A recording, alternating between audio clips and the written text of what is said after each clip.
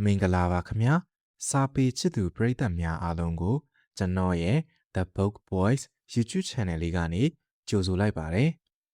ဒီနေ့ဗီဒီယိုလေးမှာတော့ဦးဖုံးဓာတုရဲ့အရက်ကောင်းမှအလောင်းလှမယ်ဆိုတဲ့စာပေဟောပြောပွဲလေးကိုတင်ဆက်ပေးသွားမှာဖြစ်ပါတယ်ဗီဒီယိုလေးကိုအဆုံးထိနားဆင်ပေးဖို့ဖိတ်ခေါ်ချင်ပါတယ်ခင်ဗျာအဲ့ဒီစံပုံးမေးချင်တာပါရိုက်တလာလို့ဆရာမေးပြပါအောင်လို့ကျွန်တော်ကြောက်လို့ကျွန်တော်ဆရာကိုကြီးမင်းညိုကောင်းလိုက်တာရန်လုံးနေအများကြီးပဲတွေ့နေတော့ကျွန်တော်ကြောက်တယ်ရန်လုံးနေလည်းအများကြီးပဲသခင်ကြွေးတာကိုစားပြီးအစိမ့်အကျက်မသိသခင်အလိုချလောကကြီးကိုတိဆောက်တာ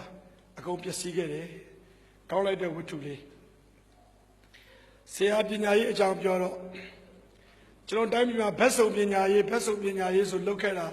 နောက်ဆုံးဘက်စုံပညာရေးဖြစ်သွားတာ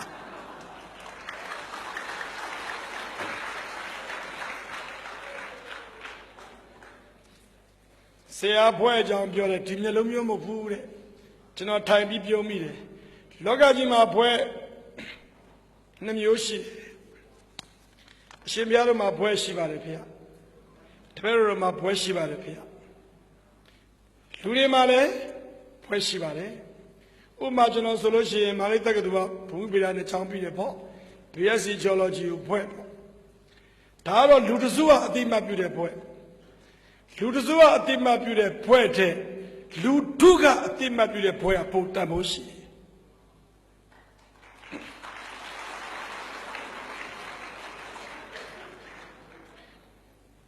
ဟစ်တလာကိုကဘာသူကဘာသားတွေကဖွဲ့ပေးခဲ့ကြပြီအာနာရှင်တဲ့ဂရာဖီကိုကဘာသူကဘာသားတွေကဖွဲ့ပေးလိုက်ပြီတထေးကြီးမဟုတ်ဘူးအာနာရှင်တဲ့မာသာထရီဇာကိုကဘာကြီးကဖွဲ့ပေးလိုက်ပြီနှလုံးလှတဲ့အကျဉ်းနာမင်းသမီးလေးတဲ့လောကကြီးမှာဘွဲနှစ်ခုရှိပါတယ်လူတစ်ယောက်ကလူတစုအပေးတဲ့ဘွဲလူထုကပေးတဲ့ဘွဲဘယ်ဘွဲရပူတန်ဖို့ရှိမလဲစဉ်းစားကြဖို့ကောင်းပါလေဒါကြောင့်မို့လို့ဆရာကြီးကလေးတွေလည်းပါတော့ဆိုတော့ပုံမလေးလည်းပြောပြရစီမင်းတို့ဘွဲနှစ်ခုရအောင်ယူရမယ်နော်တစ်ခုကတော့ထုံးစံအတိုင်းရိုးတန်းဘွဲနောက်ဘွဲကတော့လူထုအပေးတဲ့ဘွဲနောက်ဆုံးဘယ်လိုဘွဲရမလဲအယက်သမားဘွဲမူရစေဝါသုံးပြီးစေထိုးရင်အမြုပ်ထွက်ပြီးတည်တဲ့ဘွဲအဲ့လိုတော့အဖြစ်မခံပါနဲ့ကဲဇလန်းကလေးစားကြပါစို့အချိန်ကြောင့်ကျွန်တော်တနာရီ9မိနစ်အဲ့ဒီဝန်းကျင်လောက်ပါပဲကျွန်တော်စားပြီးအချိန်မှတ်လိုက်ပါတော့ကျွန်တော်ခေါင်းစဉ်ကဘယ်လိုပါလဲအရာကောင်းမှအလောင်းလာမယ်ဒါဇလန်းလေးတစ်ပုဒ်ပါတကယ်ဖြစ်ရဇလန်းကလေးပါဆယ်တန်းကျောင်းသားတွေပါတော့ကိုယ်ဆယ်တန်းဘဝကိုပြောပြရစီကိုငငယ်တော့မင်းတို့လိုပဲရေခုံငယ်ဘူးတဲ့ကိုချိုက်တဲ့ကောင်မလေးရှမ်းမျိုးသမီးလေး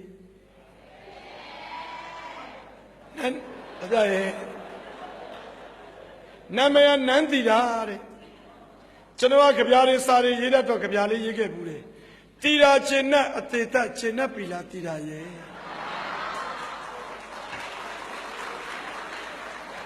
နန်းတီတာကိုအပြိုင်ပိုးတာကျွန်တော်တငယ်ချင်းတင်ထွန်းတင်ထွန်းကအရက်က9ပေတောင်မပြည့်ချင်ဘူးအရက်အတော်ပူတယ်ကျွန်တော်ရက်က9ပေ10လဲမှကြောကျွန်တော်ကြိုက်တဲ့နန်းတီတာကစာပြန်တယ်တင်ထွန်းကိုတစ်စောင်းကျွန်တော်ကိုတစ်စောင်းတင်ထွန်းကြစာ2ကြောင်းနဲ့ရေးတယ်တင်ထွန်းကိုအရက်ကိုမှကိုအာမနာဟဲနင့်ကိုငါအိမ်မက်ထဲတောင်ထက်မဲ့လို့မရဘူးဒါပဲကျွန်တော်ကြာစာပြန်တယ်စမွေးပြီးရင်အဖြေပေးမယ်လိုရင်းပြောရင်တော့အဲ့ဒီကလေးကတင်ထွန်းဆိုတဲ့ကောင်ကအရက်ပုပြီးမောင်ဖုံးဆိုတဲ့ကျွန်တော်အရက်ရှည်တော့လက်ဖေးဆိုင်မှာတငယ်ချင်းတွေ့တိုင်းဒီကောင်ကကျွန်တော်ကိုလက်ညှိုးတထိုးထိုးနဲ့အာမနာရှာမချိုးပြောတတ်တယ်မင်းကအရက်တော်ရှည်တာကွာတယ်ဘာဖြစ်တော့အရက်ကောင်းတယ်မင်းအလောင်းလာမှာအလောင်းလာတယ်ဆိုတာအရက်ပုတဲ့ လောင်းကမလာဘူးအရက်ရှည်အလောင်းကလှတယ်လို့ကျွန်တော်တို့နှလုံးသားသေးသေးအုံနောက်တိမ်တိမ်နဲ့တွေးတောခဲ့ကြတယ်ကျွန်တော်ကလည်းအားကြမခံပြောတယ်တင်ထွန်းမင်းတင်စိုက်ကားနဲ့ချလို့ရတယ်လို့တကယ်ချင်းဆိုတော့မော်ကျိုးမြချိုစကြပြောကြတာပေါ့ထားတော့တစ်ကျွန်တော်ဇာလန်လေးစပြီးတဲနေပါပြီဝတ္ထုလို့ဒီနေ့တော့တင်ထွန်းကအခုကိုတင်းဆွေတို့လှုပ်တယ်လို့ပါပဲလူမှုကူညီအသင်းမှာဥက္ကဋ္ဌကြီးပါသူကအခုထိပြောတော့မင်းကားတဲ့အရင်တည်ဖို့လိုတယ်မင်းမပူနဲ့ကျွန်တော်တကယ်ချင်းနေထားတော့ဒီလိုနဲ့ကျွန်တော်ကျူရှင်ဆရာဖြစ်တော့ချမ်းမြဒုက္ခလူမှုကူညီအသင်းမှာအတုပကားကိုဇာတပရင်းနေတိုင်းကျွန်တော်မောင်းနေဇာတပရင်းနေမှာကျွန်တော်စာသင်ချိန်ကိုရှော့ထားတယ်အလဲကောင်အရက်ထားပြီးတော့ကျွန်တော်နေ့လေတနာရီကနေ3နာရီအထိအားထားပါတယ်အဲ့ဒီအချိန်မှာကျွန်တော်ကချမ်းမြဒုက္ခရဲ့အတုပကားစူပါကစတမ်ကိုကျွန်တော်မောင်းပါတယ်အတင်းရောကလည်းကျွန်တော်မောင်းမယ်နေဆိုကျွန်တော်ဦးစားပေးတခါလေကျွန်တော်မိနေမှာဆိုလို့သတိပေးတယ်ဆရာနေ့လက်တနာကြီးမှာသွားတယ်ရမယ်အလောင်းနည်းနည်းဝေးတယ်ဆရာစောလာနိုင်မလားဆရာနောက်ကျလာမယ်ဆိုရင်ဒီအတင်းရုံနဲ့နီးတဲ့နေရာအလောင်းကိုပေးမယ်ရတယ်ကျွန်တော်ရအောင်လာမယ်အဲ့လိုအလောင်းတွေကိုကျွန်တော်မော်တော်ကားမောင်းပို့ဘူးတယ်တချို့အလောင်းတွေတော်တော်ပုတ်တယ်ဘယ်လိုများပုတ်လဲဆိုမော်တော်ကားမောင်းနဲ့ကျွန်တော်ခန္ဓာကိုယ်ပေါ်တောင်မှအပုတ်နဲ့နေဆွဲအတင်းရုံကိုသွားတဲ့အခါမှာအတင်းရုံကတတ်မှတ်ထားတဲ့ uniform ဝတ်စုံကိုဝတ်ရပါတယ် stick collar အင်ကြီးအဖြူနဲ့ပစိုးအပြာနှုတ်အောင်နေဝတ်ရတယ်ကျွန်တော်အစင်းသိမယ်ကျွန်တော်အိမ်မှာတစ်စုံကျွန်တော်ကားပေါ်မှာတစ်စုံဒီလိုပဲကျွန်တော်ကျူရှင်ကမှာတစ်စုံထားတယ်တခါတလေဝတ်တာမဟုတ်လို့မလျှော်ဖြစ်ဘူးတနေ့တော့အတုပပုတ်ပြီးပြန်လာကျွန်တော်ခန္ဓာကိုယ်မှာအပုတ်နဲ့နေပါလာစာသင်ခန်းရှင်မှာထိုင်တဲ့ကျောင်းသူလေးတွေကအပုတ်နဲ့ရလို့ဆရာလည်းအင်ကြီးလည်းမလဲဘူးအင်ကြီးကပုတ်ဆောင်နေလိုက်တာဘာအတုပပို့လာတာတော့ကျွန်တော်စာသင်ရင်းနဲ့ပြောတာအယတမအတုပအယတမတွေတအားပုတ်တာဟာလို့ကျွန်တော်ဘာမှမပြောဘူးဆရာဘာလို့အယတမတွေတအားပုတ်တာလဲစမှုတက်ကတပတ်တရာနဲ့အသက်ပါအောင်တတ်တာနင်တို့မှမသိပဲလို့အယတပတ်ကိုတရားအယတပလင်းမှာ900တောင်မရှိတာတောက်ရည်သားဈေးတောင်မရှိတဲ့အရက်ကိုတောက်မလို့တေယုံရှိတာပေါ့ထိုလိုမှုစရိတ်တွေတေယူမှုတွေကြော်ညာစိတ်တွေတွေ့အစိတ်စွာသိကြတယ်လူပြင်းလူအားတွေအရက်တောက်တာမှတ်ထားတို့နိုင်ငံမှာအရက်ဆိုင်မရှိဘူးတကယ်တော့အရက်ဆိုင်မဟုတ်ဘူးစစ်မြေတလင်းနေအရက်ဆိုင်တွေကိုသွားအရက်တောက်တဲ့သူတွေကမကြခင်မှာတိုက်ပွဲမှာကြာမယ်တို့အနာဂတ်ရဲ့သူရဲကောင်းတွေအယသမားတွေတိတ်ပုတ်တာမင်းတို့တတိရှိအယတောက်ပေါ့ကွာလို့မြန်မြန်သေးချင်းမြန်မြန်တောက်တာပဲမြန်မြန်သေးချင်းမြန်မြန်တောက်ကျောင်းသားတွေကိုစာသင်ရင်းနဲ့ကျွန်တော်အပုပ်နဲ့အကြောင်းပြောတာစာသင်နေရင်အဲ့ဒီမှာရှေ့မှာတော်စကားများတဲ့တပည့်မတွေရှိတယ်စာသာရေးတာစကားတအားများတာဆရာတဲ့အတုပပုတ်ပြီးတော့တဲ့ဆရာဖတ်တို့ဒီလိုခြေပွားလေးကိုလူတွေကမလုပ်ဘူးလားတဲ့သူကဆရာတို့ခုနပြောသလိုအယူအဆွဲအမားတွေပေါ့နော်မလုပ်ပါဘူးဟာလို့တရေအိမ်ပါလာရင်ဘလို့လုပ်မလဲဆရာတရေမကြောက်ဘူးလားတဲ့ကျွန်တော်သူကစာသင်နေမေးတာအချိန်ကြည့်လိုက်တော့စာသင်ချိန်ပြီးဖို့9မိနစ်7မိနစ်ခန့်အလိုကဲစာသင်တာပြီးပြီနှုတ်ကူးတော့ငါစကားပြောမယ်တရေမကြောက်ဘူးလားမေးတဲ့ကောင်ထားစမ်းဆိုတော့ရှက်ကောင်မှလည်းထက်သမီးပဲတဲ့ဆရာတရေမကြောက်ဘူးလားတဲ့အင်းကအစာတော့ကကြောက်တယ်အခုမကြောက်ဘူးဒီမှာအတုပအလောင်းခံမှုတဲ့လူတွေသိပါတယ်အစာတော့ကတရေကိုကျွန်တော်တို့ကြောက်တယ်အခုတရေကိုမကြောက်ဘူးဆရာကတရေကိုမကြောက်ဘူးငါလူကိုကြောက်တာကလေးလေးအံ့ဩသွားတယ်ဆရာဘာလို့တရေမကြောက်ပဲလူကိုကြောက်တာလို့ဟာစဉ်းစားကြည့်ငါတို့ဒုက္ခပေးတာဘယ်တရေမှမဟုတ်လူတွေလူကြီးတွေကြီးပဲငါတို့ဒီကနေ့ကြာနေရတဲ့မျက်ရည်တွေငါတို့ဒီကနေ့ဒုက္ခနဲ့လာတွေ့နေတာတရေကြောင့်မဟုတ်လူတွေကြောင့်အရက်ရောင်းတာလဲလူဘိန်းရောင်းတာလဲလူဘိန်းရောင်းမှသိရနဲ့မဖမ်းတာလဲလူကဲကဘာပေါ်မှာလူကြောင့်ဖြစ်တဲ့စစ်ပွဲပဲရှိတယ်တရေကြောင့်ဖြစ်တဲ့စစ်ပွဲမရှိဘူးနေပါအောင်ရှမ်းတိုင်းရင်းသားတွေကချင်တိုင်းရင်းသားတွေမြန်မာတိုင်းရင်းသားတွေအချင်းချင်းတနက်နဲ့ပြင်တာတရေမဟုတ်ဘူးလူတွေအဲ့ကျတော့သမီးလေးကလက်ပါရင်းနဲ့ပြောတယ် ဆရာရဲ့လူဆိုတဲ့ဟာနဲ့မပြေစုံပါဘူးတရေတဲ့ဆိုတဲ့လူတွေလို့ပြောပါဆရာရဲ့ဟုတ်တယ်တရေတဲ့ဆိုတဲ့လူတွေကိုငါတို့ကြောက်ချသမီးတို့ရေဘယ်တရေကမှနင်တို့ကိုဘလက်ကာယလုပ်ဖို့မရင်းချင်ဖို့စိတ်ကူးမရှိဘူးအထီးတွေသတိထားတာပဲတရေကိုကျွန်တော်မကြောက်ဘူးလူကိုကြောက်တယ်ကလေးတွေကျွန်တော်အဲ့ဒီလိုပြောခဲ့ဖူးပါတယ်နှစ်သုံးအချက်လက်နဲ့ပြောပြရစီလူတွေတဲ့ခါမှာမြန်မာထုံနှန်းစင်လာအရာတရဏဂုံတင်ညာပါလေကျွန်တော်ကမန္တလေးမြို့မှာရှိတဲ့ဆရာတော်တန်ဃာတော်များဥပဇင်းငယ်များဥပဇင်းများနဲ့အလွန်အင်မတန်ခင်တာကျွန်တော်တယ်လီဖုန်းလာရင်တယ်လီဖုန်း10ကောမှာ10ကောအဖုန်းကြီးတင်မလို့ထူလိုက်ကွတီမန်နေ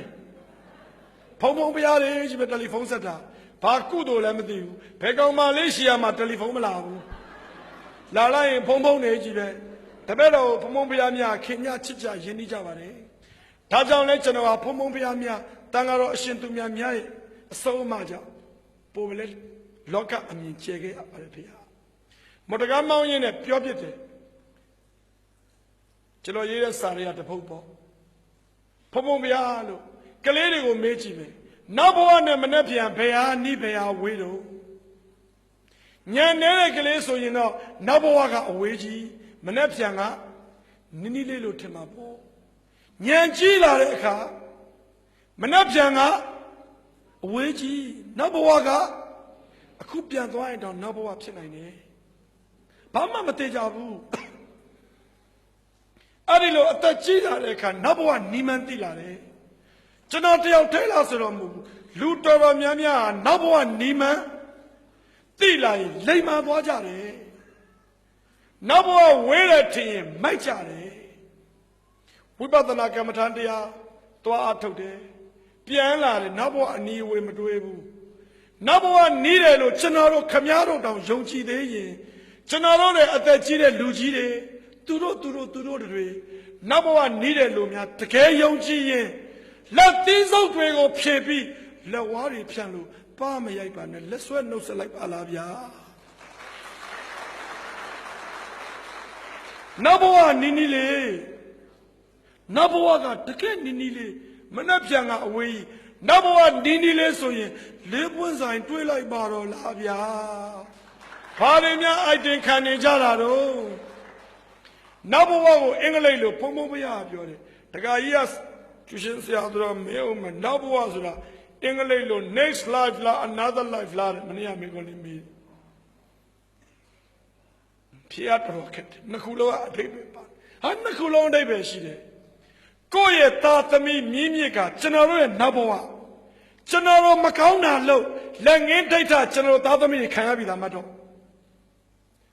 လောက်သွားတာဂလုံဦးစောခံရတာသူ့မျိုးဆက်လောက်နေတာသူတို့ခံရမှာသူတို့မျိုးဆက်အဲ့ဒီလိုအတွေးလေးဝင်လူကြီးတွေလိမ်မာလောက်တယ်အခုတော့မဟုတ်ဘူးဟောနောက်ဘဝလို့ထင်ပြီးမိုက်ချင်တိုင်းမိုက်ကြမ်းချင်တိုင်းကြမ်းနေတာအဲ့ဒါကတော့ another life ပေါ့ဒါကြောင့်မလို့ကျွန်တော်တို့ဟာနောက်ဘဝနီးတယ်လို့ယုံကြည်ရင်လိမ့်လိမ့်မာမာနေတဲ့နာပေါ့ဆိုတဲ့အတွေးလေးကိုကျွန်တော်တရဏဂုံတင်ရင်းနဲ့ကားမောင်ရင်သိခဲ့ရတာထားတော့လေကျွန်တော်စာပေဟောပြောပွဲတွေသွားတော့ရုပ်ရှင်သရုပ်ဆောင်ကိုချောသူဒီမှာလဲသူလာပြီးဒါဒီအတင်းရုံးလဲလာသွားပြီဖြစ်မှာပါသူကျွန်တော်အလွန်ချစ်ပါတယ်ကျွန်တော်ကကိုချောသူကိုအဝေးကနေခင်ခဲ့ထင်ကြီးခဲ့လေးစားခဲ့အားကြခဲ့တာသူနဲ့ကိုယ်နဲ့ယင်းပြီးတော့အသက်တွက်ကြည့်တော့ကိုချောသူကကျွန်တော်နဲ့တလာကြီးတယ်1959သူကနိုဝင်ဘာလမွေးတယ်ကျွန်တော်ကဒီဇင်ဘာကျွန်တော်တလငယ်တွေ့ကြတော့ကျွန်တော်သူ့ကိုနောက်တိနောက်တော့ပြောတယ်ကိုကျော်သူခမရကျွန်တော်နဲ့တလာကြီးတယ်လို့ရုပ်ရည်ချင်းရှင်ခမရကျုပ်တဲ့အများကြီးအိုတယ်ဗျဆိုတော့လန့်ချင်ကျွန်တော်စပိန်လေးနဲတာလို့ကျွန်တော်အကုန်နှုတ်တယ်တော့ကျွန်တော်ပြုံးကြည့်သူကရုပ်ရှင်သရုပ်ဆောင်ဖြစ်လို့လားမသိဘူးစကားပြောခဲ့တယ်ပြောရင်အမူအရာနဲ့ပဲသူကပြောတယ်ကိုကျော်သူကျွန်တော်မေးမယ်ခမရအသက်55လို့တော့ကျွန်တော်ကြည့်ပြီးတော့ခဏခဏမပြောနဲ့ဗျာအသက်ကိုမိတ်ထားတယ်ဟာမိတ်ထားတော့တပိုင်းပေါ့ကျွန်တော်ပြောချင်တယ်ကိုကျော်သူရားလို့ခင်ဗျဘိုက်တော်ပူတယ်ဟုတ်တယ်အတော်ထွက်လာတယ်တော့ပူတယ်နော်လွယ်လေးထုံးလို့မျက်မှန်လည်းပါတယ်သူပုံစံတခါတလေခိုက်သူကဓာတ်ဆရာလို့ဗေဒဆရာလို့စတိုင်လည်းပါသေးတယ်သူကနှခမ်းမွေးနေသူက ကျွန်တော်ကိုကျော်သူကိုမင်းမယ်ကျွန်တော်လည်းခမရွယ်သူဆိုတော့ခမဖြေတဲ့အထည်ကျွန်တော်အတွက်အဖြေပါပဲလို့ခမနောက်ထပ်ဘယ်နှစ်နှစ်လောက်နေရမယ်ခမထင်တော့လူလောကကြီးမှာပိတ်ကြည့်လေပိတ်ကြည့်လေဈေးရောက်လာကြလို့10နှစ်ဗျာလို့နေတယ်နှစ်20ဗျာလို့နှစ်20ဆို85လို့မစိုးပါဘူးတဲ့ဒီရဲ့ပိုရင်တော့ကောင်းတာပေါ့တဲ့25နှစ်ဗျာလို့80ဗျာလို့ခမအဲ့လောက်တောင်နေချင်မှနေရမှာတဲ့ကဲနေ့စိတ်ထားဗျာလို့ကျွန်တော်တွက်မယ်ဒီတွက်တော့ကလေးတွေအတူတွက်ပေးစရာအောင်နော်တစ်နှစ်မှာဘယ်လောက်တုံးရပောင်း365ရက်10နှစ်ဆိုရင်3650နှစ်20ဆိုရင်ရပောင်း9000ကျော်နှစ်စိတ်ဆိုရင်ရပောင်း1000တောင်မပြေဘူးကိုကျော်သူခမနောက်ထပ်လွန်ရောကျွံရောညအိတ်ဆက်ခွင့်ရရင်ညပေါင်း1000နီးပါးခမကြုံမယ်ဒီကျွန်တော်လမ်းကြည့်ကျွန်တော်မတွေးမိဘူးဟုတ်တယ်ခမညပေါင်း1000ပဲအိတ်ရမယ်ကျွန်တော်လည်းနောက်ထပ်ညပေါင်း1000တောင်အိတ်ဆက်ခွင့်ရချင်မှရတော့မယ်အဲ့ဒီညပေါင်း1000ဟာကျွန်တော်အိမ်မှာအိတ်တာဟုတ်ချင်မှဟုတ်မယ်ကျွန်တော်သားသမီးနဲ့အတူတူအိတ်တာလည်းဟုတ်ချင်မှဟုတ်မယ်ကျွန်တော်တို့ရညာပေါင်း1000ဆိုရက်ပေါင်း1000ဖြစ်တာမို့လို့ထမင်းနဲ့ပေါင်း3000စားအောင်မှတော့ကိုကျော်သူကျွန်တော်လှမ်းကြည့်ကိုကျော်သူမပူပါနဲ့ကျွန်တော်မြန်မာစကားမှာရှိတယ်ဗျတရွာတကြီးစောက်တရွာတကြီးစောက်တယ်ဆိုတာအများအကျိုးတယ်ဖို့တာကိုခေါ်တာကိုကသူ့အတွက်သူကကိုယ့်အတွက်မိတ်ဆွေကောင်းပြုခြင်းဟာတရွာတကြီးစောက်ခြင်းပဲအခုလုံးနေတဲ့ဒီမှာမက်ဆီမလူမှုကူညီရေးအသင်းအလုပ်ကတရွာတကြီးစောက်တဲ့အလုပ်ပါအများအကျိုးဆောင်ရွက်တာဒီနေ့ကျွန်တော်တို့ဒီကိုရောက်ဖို့အတွက်ကျွန်တော်တို့ကို IC တို့ကိုစော်လေးတို့ဒါအများအကျိုးသူတို့ဆောင်ရွက်ကြလေးစားစရာအလွန်ကောင်းတယ်ကိုပစ္စည်းတို့လေးစားစရာကောင်းတယ်အများအကျိုးဆောင်ရွက်တာဒီပတ်စံတွေပြရည်ပြီးမိမနဲ့ဖက်အိမ်လေရရတာနဲ့ဘာလို့ပြလုံနေရတာတို့အကြောင်းမဲ့မဟုတ်ဘူးကိုကျော်သူကျွန်တော်ပြောတာသူစဉ်းစားတယ်ခမစဉ်းစားကြည့်ညာပေါင်း1000လောက်အိပ်ရမယ်ကိုကျော်သူအတွက်ဘယ်အိမ်ကိုသွားတကားခောက်ကိုကျော်သူခမည်းကိုလက်ခံမယ်အင်ကြီးပဲအများကျိုးဆောင်ရွက်တဲ့အတွက်တရွာတကြီးစောက်တဲ့အတွက်ကိုကျော်သူခမည်းဟာညအိတ်ဆက်ဖို့အတွက်နန်းတော်ကြီးစောက်เสียမလို့ဘူးအေယာကွန်တက်เสียမလို့ဘူးဂရင်မလို့ဘူးလူတွေရဲ့နှလုံးသားခမည်းရဲ့အိမ်ပဲဟုတ်တယ်နော်ဒီလိုပဲထမင်းအနက်ပေါင်း3000ရန်ကုန်မြို့တစ်မြို့တည်းအိမ်ပေါင်း3000မကရှိတယ်ဗမာတပီလုံးဆိုတိတဲ့များသေးတယ်ကြိုက်တဲ့အိမ်သွားတကားခောက်ပြီးခမရထမင်းတနတ်တထားမဲ့လူကြီးပဲဟုတ်သားပဲဒါအများကျိုးတယ်ဖို့ချင်းကြောင့်ရလာတဲ့ကိုကျိုးအဲ့ဒီမှာမမျောမလင့်စကားတခွန်းပြောတယ်ဆရာဖုန်းကျေးဇူးတင်လိုက်တာဗျာတဲ့ကျွန်တော်လက်ဆွဲနှုတ်ဆက်ရပါတယ်ကျေးဇူးတင်ဖို့ပြောတာမဟုတ်ကျွန်တော်တွေးမိတာလို့ကျွန်တော်စဉ်းစားမိပြီလေဘာတော့လို့ဒါကြောင့်ကိုဗျာဒါကြောင့်ဘာတော့လို့ဘယ်သူကမှကိုယ့်ကိုမချီပြူမှန်းသိတော့တညာလေးအိတ်ရှင်နာတောင်လက်မခံမှန်းသိတော့သူတို့တွေကဒါကြောင့်နန်းတော်ကြီးနဲ့နေကြတာကိုလူတွေကသူတို့ကိုမချီပြူမှန်းသိတော့အုတ်တိုင်းအမြင့်ကြီးတွေကတန်စကားအမြင့်ကြီးတွေကရှေ့ကဓာရီနဲ့တောင်စောင့်နေလိုက်သေးတေးသေးချာချာတွေးကြည့်ရင်ကိုအချင်းထောင်ကိုစောက်ပြီးနေတဲ့လူနဲ့တူမနေပေဘူးလားဆရာဖုံးရဲ့မှန်လိုက်တာအတ္တသမားများကိုအချင်းထောင်ကိုစောက်နေတာဖေဟာဒီလိုပဲဘယ်အိမ်သွားတကားခောက်ပြီးထမင်းတောင်းမကျွေးမှန်းလဲသိတယ်ကျွေးရင်လည်းအစိတ်ခတ်မှဆိုလို့မတောင်းရဲဘူးကိုထမင်းကိုချက်စားတောင်ချက်ချင်းမစားရဘူးဂျာလူတယောက်ကိုစားခိုင်းရသေးတာငါမြဒီအိမ်ပေါ်တွေကလှုပ်ကြမလားကိုကျော်သူပြောတာတိပြီကျွန်တော်ပိတ်တာမြင်ဘူးပြီပိတ်တာကိုကျွန်တော်ရှာမြင်ဘူးပြီတဲ့ပိတ်တာဆိုတာမြင်လဲနဲ့စားခွင့်မကြုံတာခေါ်တာကိုဗျာတဲ့ကျွန်တော်တရေတွေမြင်ဘူးတာကြာပြီအခုမှကျွန်တော်လည်းပိတ်တာကိုအထင်ရှားမြင်တော့တယ်ဗျာဟုတ်ပြီ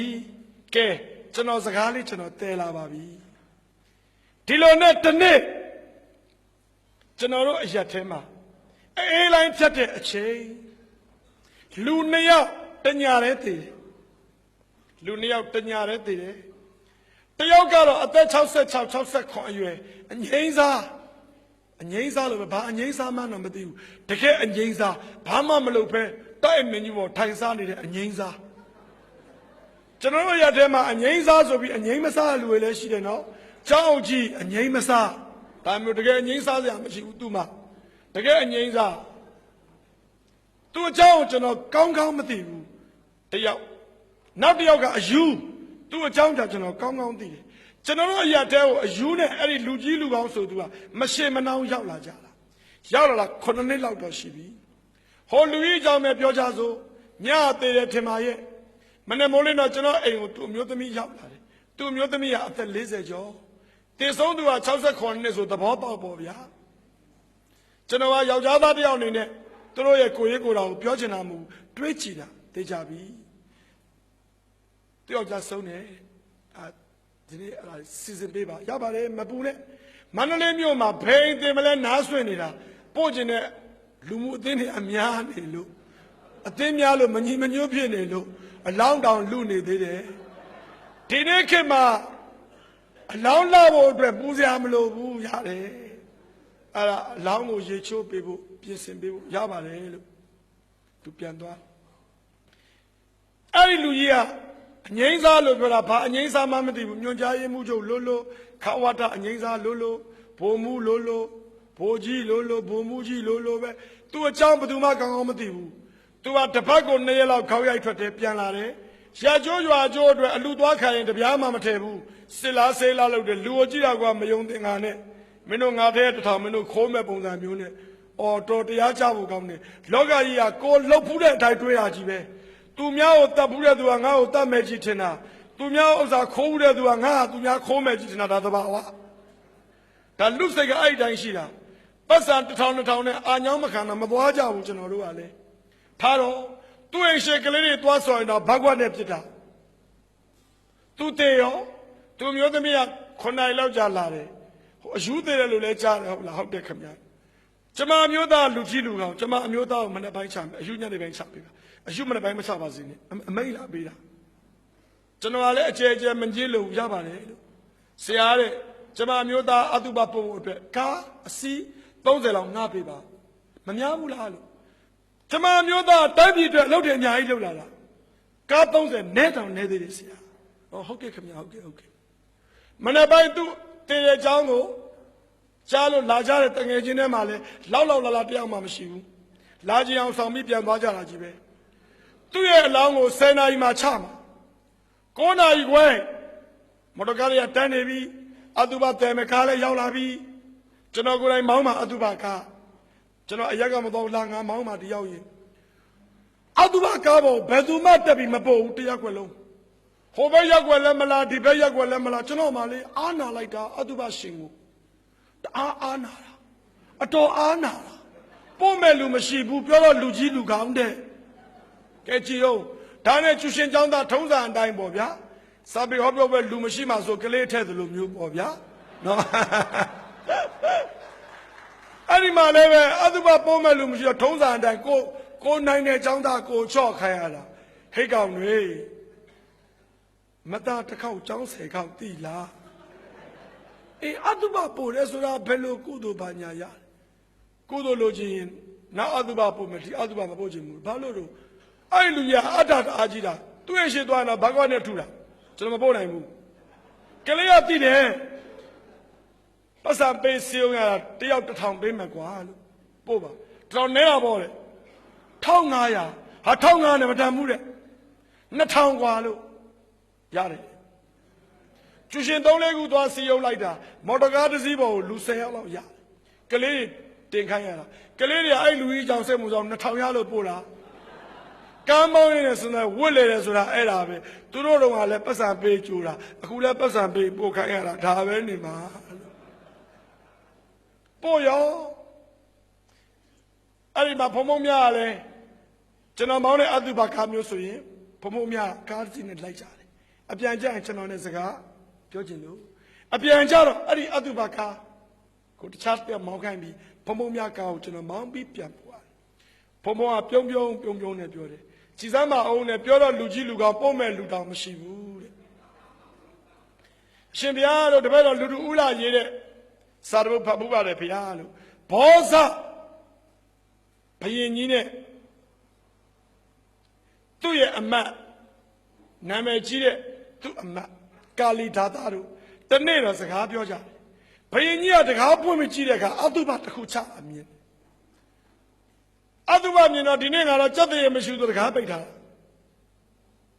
နောက်တစ်နေ့တကားပွင့်တယ်အတုပမြင်မြန်ရောအတုပကိုမြင်ခွင့်ကကြက်တရေမရှိဘူးတဲ့သူကတော်ရလာမြင်တော့သူပညာရှိအမကာလီဒါသမဟဲ့ကာလီဒါသအတုပကိုမြင်တာကြက်တရေရှိလားကြက်တရေမရှိဘူးလား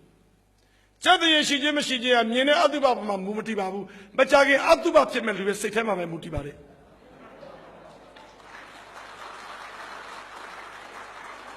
ဟဲ့ဘယ်လိုလဲငါမင်းမယ်ဖြေစမ်းကာလီဒါသဘယ်လောင်းကောင်တွေကသေနတ်ပြည်ကိုရောက်ပြီးဘယ်လောင်းကောင်တွေကသေငရဲပြည်ကိုရောက်လဲကာလီဒါသမင်းဖြေစမ်းတကယ်အမှန်တော့အမတ်ဆိုတဲ့အတိုင်းပဲမနေတာမှန်ကန်နေတာအမတ်ဆိုတဲ့သဘောကမှန်ကန်မှုကိုပြောတာတို့တင်ချာမှာမှန်ပြင်းစွာထောင်နေတာကိုခေါ်တာမှန်နေတာကိုခေါ်တာအမတ်ဆိုတာမှန်တဲ့ဘက်ကရက်တာကိုခေါ်တာဒီနေ့တခြားစီပေါ့လေဒါတော့တကယ်ကာလီဒါသအမတ်စစ်တခွန်းနဲ့ပြောတယ်ဘယ်လိုလောင်းကောင်တွေကနတ်ပြည်ကိုရောက်တယ်လဲဘယ်လိုလောင်းကောင်တွေကငရဲပြည်ရောက်လဲဆိုတာတေးတဲ့လောင်းကောင်မသိပါဘူးဘေးကြီးတဲ့ဟဲ့ဒါပြစ်မသူသိတုံးနဲ့ကြံရစ်တဲ့လူတွေသိပါလေဟာဘယ်လိုသိတာတော့တေဆုံးသွားတဲ့လူကိုလူတွေကမုန်းတိကြရွှန်ရှာကြတယ်ဆိုရင်မုန်းတဲ့စိတ်ကမကုန်နိုင်တာကြောင့်သူ့ကိုငရဲပြည်ပို့ပြီးမုန်းတတ်ကြပါလေချစ်တဲ့သူတေသွားလို့ရှိရင်ချစ်ချင်းတွေဟာရင်ထဲမှာအတော်မတတ်ဖြစ်ပြီးဝမ်းနဲ့ပူဆွေးတန်းတကြတာကြောင့်ချစ်လို့မဝချစ်လို့မကုန်တာကြောင့်အဲ့ဒီတေဆုံးတဲ့အတုပအလောင်းကောင်ကိုနတ်ပြည်ပို့ပြီးချစ်တတ်ကြပါတယ်တေဆုံးသူဟာသူကိုယ်တိုင်နတ်ပြည်ရောက်သလားငရဲပြည်ရောက်သလားမသိတော့လည်းပဲကြံရစ်သူများကရင်ထဲမှာရှိတဲ့ခံစားချက်နဲ့ကိုယ်အတ္တတော်မတိအတိုင်းပဲပို့လေပို့တာရှိပါတယ်ဘယင်ကြီး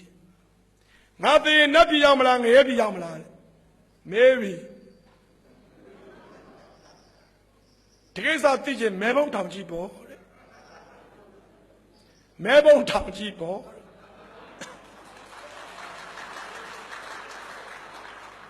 အမှန်တိုင်းပြောတယ်ငါသေနတ်ပြည်ရောက်မလားငရဲပြည်ရောက်မလားအဖြေရှိပြီးသားပါနတ်ပြည်ကိုရောက်ချင်ရင်တော့လူချစ်အောင်နေပါလူသားအကျိုးတည်ဖို့ပါပြည်သူအသက်နာခံပါပြည်သူစန္ဒကိုလေးစားပေးပါနတ်ပြည်ရောက်ပါတယ်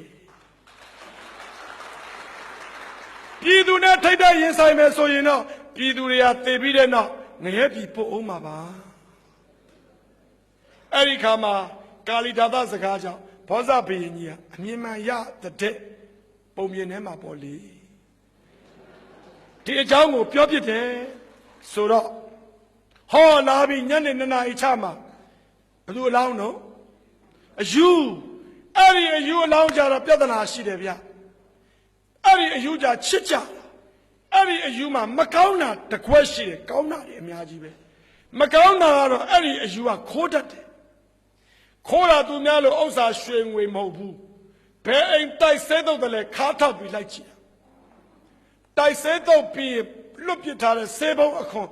UPG ပလတ်စတိတ်ဘုံအခွန်ဆိုမျက်စောင်းတထိုးထိုးနဲ့လူလိရင်စွဲပြေတာသူကအဘုံတီးဖို့သူကနေကင်းကဘင်ခရာတီးတယ်လို့ပေါ့သူပလတ်စတိတ်ဘုံတီးတာသူကတခါတည်းအဲ့ဒီပလတ်စတိတ်ဘုံကိုအပေါက်ဖောက်ဝလုံးနဲ့ထိုးပြီးတော့ရေမြောင်းပုံထဲကရေတွေကိုပလတ်စတိတ်ဘုံနဲ့ဝလုံးထိုးပြီးခတ်လမ်းမပေါ်ကိုပတ်မနေ့9 နာရီဝဲဆိုပတ်နေပြီပြီးတပြက်စီလဲသူကအယူ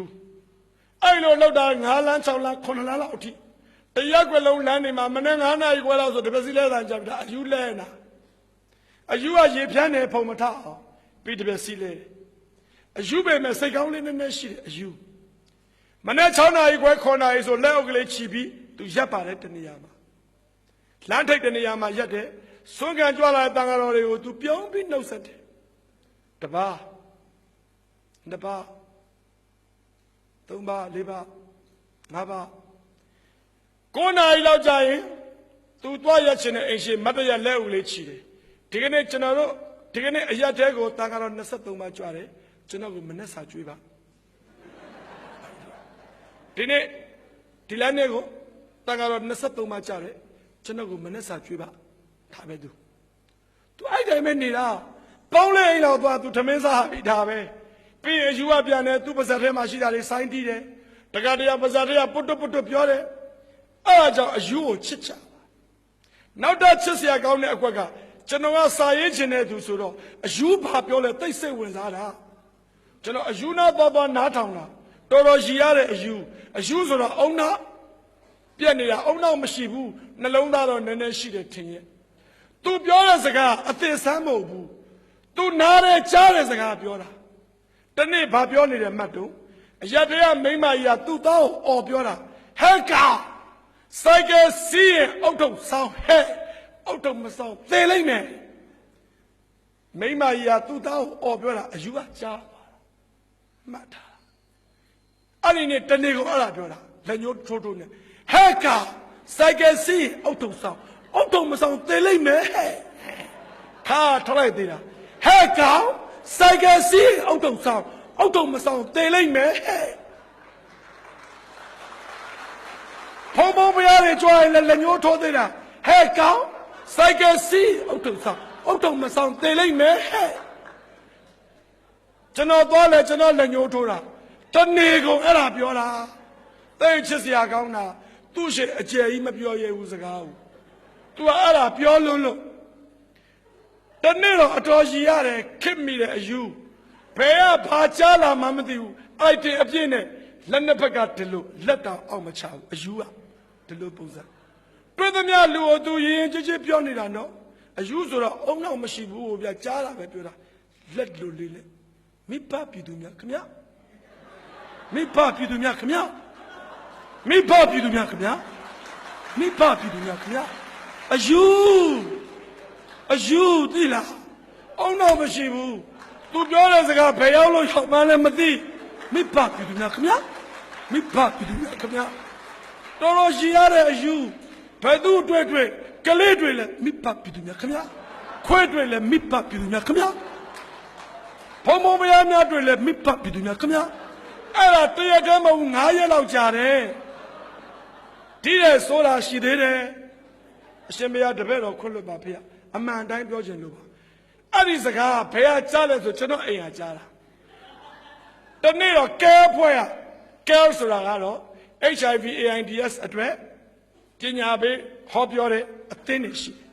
NGO အသင်းကကျွန်တော်ကျူရှင်မှာရှိတဲ့မိန်းကလေးတွေယောက်ျားလေးတွေကို9ယောက်တစ်ဖွဲ့စီစုဖွဲ့ပြီးတော့ HIV AIDS နဲ့ပတ်သက်တဲ့ပညာပေးဟောပြောပွဲလေးလုပ်တာအဲ့ဒါကိုအယူက6နာထောင်နဲ့ထင်ပါရဲ့နောက်တစ်နေ့မနေ့တွေ့သမျှလူကိုတိုးလေးပြောတာ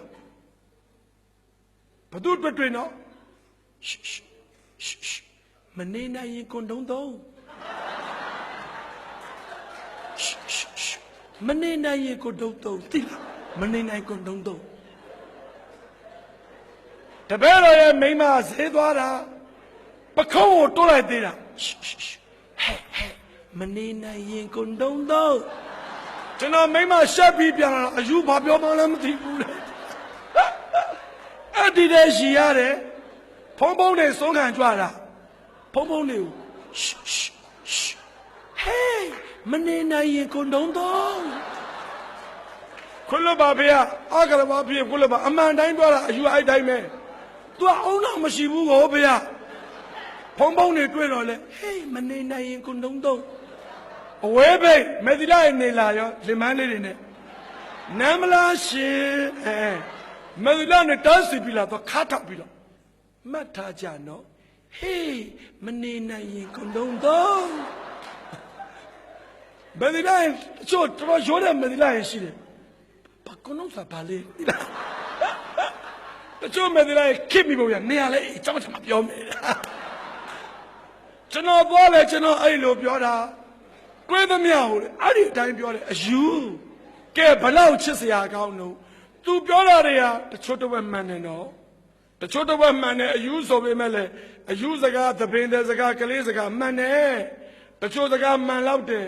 အယူဆိုပြီးတော့ခင်ဗျာဟဲ့ပက်မရည်နဲ့ထားတော့အဲ့ဒီအယူသေးရောဗျအဲ့ဒီယူသေးတော့ချစ်တာကိုချစ်တယ်ဆိုဘာလို့တယ်မှတ်တော့ဟဲ့အဲ့ဒီအယူသေးတဲ့အတွက်ငါတို့လမ်းကအဲ့ဒီအယူအတုပအတွက်ကား3စီးပေါ်မဟဲ့ငါတို့က5စီးငါတို့က9စီးငါတို့တွေကစက်ပြန်မောက်လူမဲ့ငါတို့ကတောက်ရည်တန်းငါတို့ကရက်တောင်အမျိုးမျိုးဗျာလှူလိုက်ကြတာမော်တော်ကားအစီး40လောက်ရှိတယ်ညနေ2နာရီအယူအတုပနိုးစော်စရာမလိုဘူးပို့လိုက်တာအဲ့ဒီအချိန်မှာအတုပပို့ဖို့လိုက်လာကျွန်တော်တကယ်ချင်းတင်ထွန်းဂျပုဒီကောင်ကဟေးကမင်းမောင်းရင်တော့အတုပကရှေ့ရောက်မှာမဟုတ်ဘာလို့မင်းက break ချတော့ကမမိဘူးကွာဒီကောင်ကျွန်တော်လှမ်းစေတယ်ခုံရှစ်တို့ထားပါတယ်ကွာအေးကွာလည်းငါတို့ငယ်တော့အရက်ကောင်းမှအလောင်းလာတယ်အရက်ကောင်းမှအလောင်းလာတယ်ဆိုတာအရက်အရှိအပူကိုငါတို့ထင်ခဲ့ကြတာကွာဒီလိုပဲ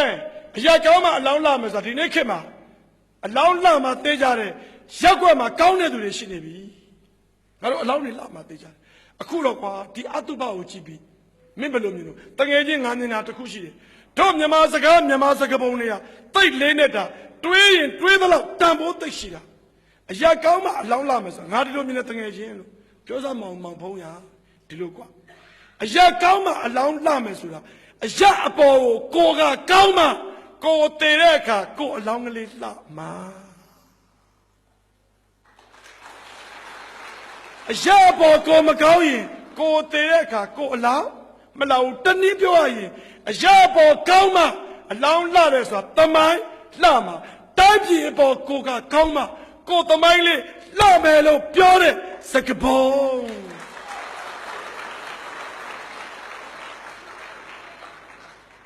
အဲ့လိုပြောတာကိုဖုံဖုံဖျားများကြားသွားရောဖေကြားသွားတော့ဒကာကြီးရဲ့အပြန်ကြကျုပ်တို့လိုက်ပို့မယ်ဖေလို့စပါကစတမ်လေးကိုမောင်းဖုံဖုံဖျားများကိုပို့ရင်းနဲ့ဒကာကြီးကစာရေးဆရာလည်းဖြစ်တယ်အတွေးရလဲတခါတည်းရှာပေါက်တွေးတယ်မှန်လိုက်တာဒကာကြီးတင်မဖေဟုတ်ပါတယ်အရာကောင်းမှအလောင်းလှမယ်ဆိုတာအရာအပေါ်ကျွန်တော်တို့ကောင်းမှကျွန်တော်သမိုင်းကောင်းလှမယ်လို့ဆိုလိုတာလို့လဲတွေးဆယူလို့မရဘူးလားဖေရတာပေါ့ဒကာကြီးအရှင်ဘုရားတို့တပည့်တော်ကြပြတပုတ်ရွတ်ပြပါရစေရွတ်စမ်းပါဆရာတင်မိုးကြပြပါဟုတ်တယ်သမိုင်းမှာမင်းမမှန်ရင်မင်းတရားခံဖြစ်မယ်ဟုတ်တယ်သမိုင်းမှာငါမမှန်ရင်ငါတရားခံဖြစ်မယ်ဟောတခါကြီးကြပြလေဏိဒန်းကိုကျမ်းလာကြီးလာရှင်မြတ်ဆရာတင်မိုးကြပြတိတ်တိတ်ပဲရှိတာတရားဓမ္မကြပြပါဗျာဝိပဿနာစခန်းတွေမှာဒီကြပြကတ်ထားတဲ့နဲ့ပြေရပြစီဖေဟုတ်တယ်သမိုင်းမှာမင်းမမှန်ရင်မင်းတရားခံဖြစ်မယ်ဟုတ်တယ်သမိုင်းမှာငါမမှန်ရင်ငါတရားခံဖြစ်မယ်တရားဆိုတာညာလဲမညာလဲမညာတာစေနာစေလဲမရှိပဂရိသူ့သဘောသူဆောင်တတ်လေ၏တခါကြီးကောင်းလာကြည်လားနောက်တစ်ခေါက်ရပါတရားဆိုတာညာလဲမညာလဲမညာတာစေနာစေလဲမရှိပဂရိသူ့သဘောသူဆောင်တတ်လေ၏မှန်လိုက်တာတခါကြီးတရားဆိုတာမညာဘူးသူ့သဘောသူဆောင်ပါတတရားအဖဒီကနေ့မင်းရဲ့လောက်ရနောက်တနေ့မင်းရဲ့ဘဝဇာတခါကြီးမေးပါရစေအောင်မေးပါဗျာတခါကြီးဆရာတင်မိုးရဲ့မင်းဆိုတာဒီကနေ့မင်းရဲ့လောက်ရနောက်တနေ့မင်းရဲ့ဘဝဇာဆိုတယ်မင်းဆိုတာ YOUU ကိုပြောချင်တာလား KING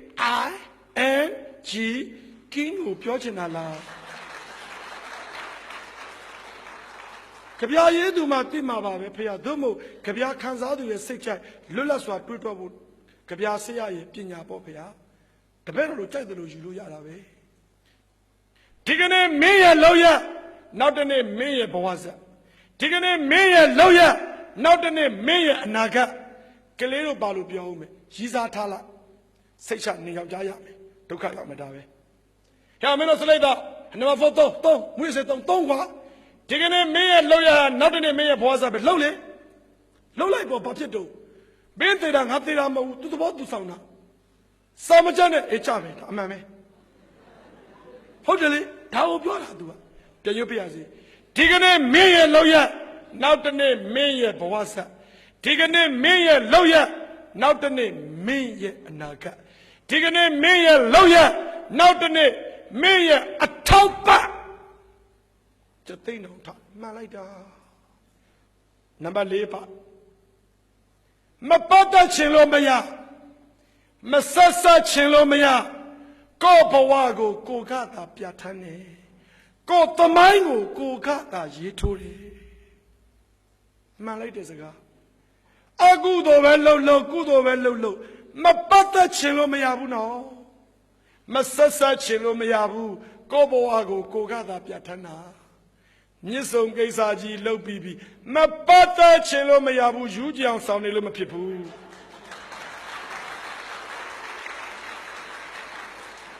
ခေါ်ခဲ့ဖွက်ခဲ့လိန်ခဲ့ကောက်ခဲ့ချစ်ခဲ့အမျိုးမျိုးလှုပ်ခဲ့တယ်ဟုတ်ကဲ့မပတ်သက်ချင်လို့မရမဆက်ဆက်ချင်လို့မရကိုယ့်ဘဝကိုကိုကသာပြဋ္ဌာန်းနေကိုယ်သမိုင်းကိုကိုကသာရေးထိုးတယ်ကောင်းလိုက်တယ်ကြဗျာနောက်တစ်ပိုက်ကြံသေးတယ်ဖေမင်းဘာလဲမင်းဘယ်လဲမင်းဘယ်သူလဲတကယ်တော့မင်းဟာမင်းမယ်ကိုမဟုတ်ဘူးလေသူလုံးတဲ့အကုသိုလ်သူယူတာအရှင်ဖေဓမ္မပဒပါပဲဖေအဲ့ဒီလိုကြဗျာတွေကိုဖတ်လို့ဒီလိုစိတ်ထဲမှာလေကောင်းမြတ်တဲ့စိတ်တွေတဖြည်းဖြည်းချင်းစိုက်ပျိုးယူခဲ့ရတာဘုံဘုံမယားများတိတ်ကြိုက်တာတခါကြီးတဲ့မေအောင်မယ်တဲ့မရကောင်းမောင်းရင်းနဲ့ဘုရားအောင်ဆန်းတို့က1949ဇူလိုင်19မှာကြီး73ရက်တင်ပြီးကြာဆုံးသွားတာမှန်ပါတယ်ဖေလို့ဘုရားအောင်ဆန်းတို့ဇာပနာဘယ်နဲ့ကျင်းပါတော့ဘယ်နဲ့ထားတော့ဦးစင်းကသိချင်လို့မေးတာလားပြောချင်လို့မေးတာလားဖေသိချင်လို့မေးတာတပည့်တော်လေးလာပူတော့လိုရှိပါတယ်ဖေဘုရားအောင်ဆန်းတို့ကြာဆုံးပြီးတဲ့နောက်တိုင်းပြည်လုံးကငိုကြွေးကြပူဆွေးကြလွမ်းဆွတ်ကြတာမလို့ဘုရားအောင်ဆန်းတို့နတ်ပြည်ရောက်မှသိကြပါတယ်ငရဲပြည်မရောက်ဘူးဟုတ်တယ်ခုနဆရာဥပမေစကားမှန်တယ်ဖះရှိခိုးတော်မြတ်ကြီးလက်ထက်တုန်းကလေဒေဝရကြီးတေရောမြင်မြပြီးတော့တေတာဒေဝရတေတာဘယ်မှာတေတာအောင်သိလားနေပြီးတော့မှတေတာတာဝဋ္ဌိနေပြီးတော့မှတေတာအရှင်မရဟုတ်တယ်နော်တာဝဋ္ဌိနေပြီးတော့ကြီးမှတေတာဒေဝရကြီးတာဝဋ္ဌိနေပြီးတော့မှတေတော့တာဝဋ္ဌိပြည်တစ်ပြည်လုံးငိုတယ်ထင်လားပျော်တယ်ထင်လားပျော်တာမှ9လ9လီအမလေးအခုံနေနဲ့သူတေလို့ပြောတာဘယ်လောက်များအဝစီးရောက်မလဲစဉ်းစားတကားကြီးဖះရှင်ကိုယ်တော်မြတ်ကြီးမဟာတက္ကရာ148ကစုံလာပြည့်နဲ့ကောက်တင်နာယုံအင်ဂျင်တော်မှာပြိဋိဘံပြုတဲ့အချိန်တပည့်တော်ဖះသိချစ်တာသိလားလို့ဘာလို့ချစ်တာလို့အရှင်ဘုရားစဉ်းစားကြည့်မွေးတော့ကလည်းသူ့အဖေသူ့အနာမရှိဘူးဟောပြိဋိဘံဆန်တော်လဲသူ့အနာမှာသူ့ဆွေမျိုးရဲ့လို့ဘယ်သူများရှိတော့နန်းတော်ကြီးထဲမှာမွေးပြီးတောတနေရာမှာမွေးသလိုတောတနေရာမှာပဲပြိဋိဘံပြုတာမိတ်ဆွေပေါင်းသင်းလက်ပေါ်မှာပြိဋိဘံပြုတာနော်မနေ့ကစကားလေးဆက်ပြောချင်တာမနေ့ကများသွားမှာဆိုလို့ဘုရားရှင်ကိုယ်တော်မြတ်ကြီးပြိဋိဘံပြုတာမိတ်ဆွေများအပေါ်မှာတပည့်သားမီးများအပေါ်မှာချစ်ခင်ရေုံကြီးနေသွားတာကျွန်တော်တို့တွေကမောင်နှမကိုယ်အဖေအဲ့ဒီလိုမထင်နဲ့ဟုတ်လောကကြီးမှာလူတိုင်းဟာကိုယ်စိတ်ထားတဲ့မောင်နှမတွေကြီးပါပဲဘုရားရှင်ကိုယ်တော်မြတ်ကြီးပြိဋိဘံပြုစဉ်တုန်းကညီတော်အာနန္ဒာလို့ခေါ်တာလွဲလို့ကျန်တာအားလုံးဟာကျွန်တော်တို့အရက်စကားနဲ့ပြောတစိမ့်နေကြီးပဲထာဝချစ်တာမငြင်းညူကျွန်တော်တို့အပြင်သေလို့ရှိရင်လေငါ့အရက်မှမြုပ်နော်မလီငါအဲ့ဒီအင်္ဂလိပ်မှမြုပ်သေလို့ရှိရင်ဆွေမျိုးတွေလာကြဟေ့လို့ဘာလို့ရှုပ်ချက်ကိုခတ်နေတာသေတာတောင်ဘုရားရှင်ကိုယ်တော်မြတ်ကြီးပြိဋိဘံပြုတော့ကသူ့အမျိုးတွေတရားမှမရှိတော့ဘူးကပိလောကပြတ်သွားပြီလေဝိရူပကြောင့်ထွက်ပြေးနေရပြီထားပါတော့စကားဖေးအောင်မှဆိုလို့ဘုရားရှင်ကိုယ်တော်မြတ်ကြီးပြိဋိဘံပြုစဉ်တုန်းကစัจ java လာတိုက်1000လုံးလူနတ်မြမအားလုံး ပူဆွေးငိုကြွေးကြတာလေထားတော့ဆက်ပြောပြစီဒီလိုပဲဘိုးကျော်ဆန်းတို့ကြာဆုံးတော့ကဲကလေးတွေမေးကြည့်မယ်ဘယ်လာထားတော့တလနှစ်လများတယ်သူကဈေးရောက်တယ်လို့ဖြစ်သုံးလမဖြစ်နိုင်တော့ဘူးလေးလမဖြစ်နိုင်တော့ဘူးအမလေးမထင်လေနဲ့ဘိုးကျော်ဆန်းတို့အလောင်းကိုလေဇူလိုင်19မှာကြာဆုံးခဲ့တဲ့ကိုအောင်ဆန်းဂျူဘလီဟောင်းနေ့ရက်နေတော့ရောက်ဇူလိုင်ပြီးအောက်ဂတ်စက်တင်ဘာစပယ်ရလိုင်းဖူးရပွင့်တဲ့အချိန်ကိုအောင်ဆန်းသေးတာကိုအောင်ဆန်းရဲ့ခန္ဓာကိုယ်ပေါ်မှာစပယ်ဘန်းနေဆိုတာဖွေးဖွေးလှုပ်လို့ဂျူဘလီရောမရောက်ခင်ဘတ်စကတ်မတိုင်တမတ်တိုင်လောက်ကတော့စပယ်ရနဲ့နေတင်းနေတယ်ကြည်စံမွေးပြလိုက်တဲ့အလောင်းအနံကလေးနေစီဘန်းနေဆိုတာရဲနေနေတာဒီလိုပဲဇူလိုင်ပြီးတော့အောက်ဂတ်စက်တင်ဘာအောက်တိုဘာနိုဝင်ဘာဒီဇင်ဘာဘိုးကျော်အလောင်းဒီတိုင်းပဲထားတာဂျူဘလီဟောမှာတက္ကသိုလ်ကျောင်းသားကြီးလုံဖြစ်ခဲ့တဲ့ကိုအောင်ဆန်းကျောင်းသားမို့ကိုအောင်ဆန်းလို့ပုံတာအခါတော်မဟုတ်ပါဘူးသူ့ကိုလွမ်းစွတ်လို့တက္ကသိုလ်ကျောင်းထဲမှာရှိတဲ့ခန်းကော်ပင်တွေကအဝါရောင်ဝတ်ဆံအဖြစ်အောင်ပွတ်ပတ်တင်တဲ့ကိုအောင်ဆန်းကိုလွမ်းလို့ကြွေချကြတဲ့ကိုအောင်ဆန်းခန္ဓာကိုယ်ပေါ်မှာခန်းကော်ဘန်းနေဆိုတာဝိစာနေတာပေါ့ခတ်တာပွင့်ချိန်မှာခတ်တာသစင်ပေါ်ချိန်မှာသစင်ဇန်နဝါရီလ4 ရက်နေ့လွတ်လပ်ရေးရပြီဗမာတပြည်လုံးပျော်တယ်မထင်နဲ့ဘိုးချုပ်တို့အလောင်းဂျူဘလီဟောမှာရှိနေစေပဲယူနီယံဂျလန်ကိုချပြီးမြန်မာလန်ကိုတင်တဲ့အချိန်ပျော်တဝက်ငိုတဝက်နဲ့လွတ်လပ်ရေးကိုယူခဲ့ရတာဘလောက်ရှင်နာစရာကောင်းတော့ကျွန်တော်တိုင်းပြီဖေဖော်ဝါရီ12ရက်ပြည်တော်စုနဲ့ပြန်ရောက်သွားပြီဘိုးချုပ်အောင်ဆန်းတို့အလောင်းဂျူဘလီဟောမှာဒီတိုင်းပဲဘာလို့တော့အကြာကြီးထားရလဲဆိုလာပြီးခါရဝပြုကြကြောကြတဲ့သူတွေများလို့ပေါ့ကလေးတွေပါလို့ပြောရအောင်မယ်အာစရိယပူဇော်ပွဲဆိုတာတို့တိုင်းပြည်ပါရှင်းပကြပါလေဘယ်သူကဘသူ့ကိုကြောတာတော့တပည့်တွေကဆရာတွေကိုကြောတာပြင်းစရာကောင်းတယ်အမြဲကြောနေတာတွေ့ကြည့်သို့တော့ဘိုးကျော်အောင်ဆန်းဟာကျောင်းသားဖြစ်ခဲ့ဘူးတဲ့သူနင်တို့လိုငါတို့လိုသူတည်တဲ့အချိန်32နှစ်ကျော်လေး9လနဲ့6ရက်ဘိုးကျော်အောင်ဆန်းအလောင်းကိုဂျူဘလီအောမှာထားတဲ့အချိန်လာပြီးကြောကြတဲ့အထဲမှာတပတ်ကိုအောင်ဆန်းကိုသူ့ဆရာတွေကလာပြီးကြောတယ်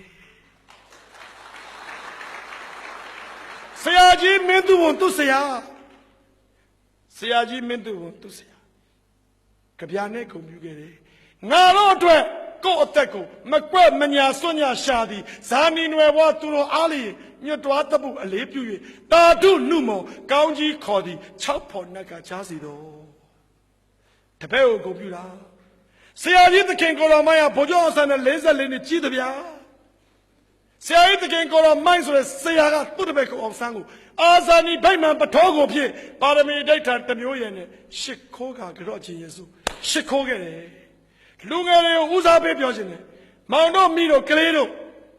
အဖေတို့အမေတို့ဆရာတို့ငါတို့ကတော့မဆမ်းဘူးဟဲ့